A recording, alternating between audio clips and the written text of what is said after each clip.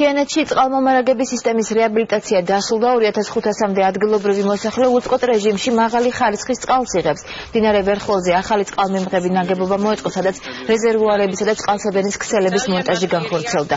რეაბილიტაცია ჩაუტარდა 40 კილომეტრამდე მაგისტრალური წყალსადენის ქსელსაც.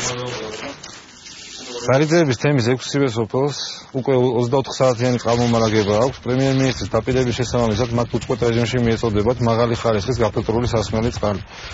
სამწუხაროდ ჩვენი ქვეყნის რამდენიმე ქალაქსა და სოფელში ჯერ კიდევ გრაფიკით აქვს მოსახლეობა სასმელი წყალი და რეგიონული განვითარების და ინფრასტრუქტურის სამინისტრო ყველაფერს გააკეთებს იმისთვის, რომ რაც შეიძლება მოკლე ვადებში ეს პრობლემა მოსახლეობას აღარ ედგეს. 15 წელია, რაც წყალი არ გქონდა სოფელში.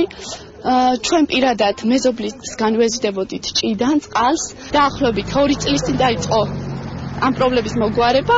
დღესდღეობით ყველა სეზონში გვაქვს წყალი. მოსახლეობა იხჩობოდა უწყლობით, ამ დროს თიანეთი მოგეხსენება დუშეთთან ერთად წარმოადგენს დედაქალაქის 1,5 მილიონიანი დედაქალაქის მთავარ წყლის მომარაგებელ რაიონებს.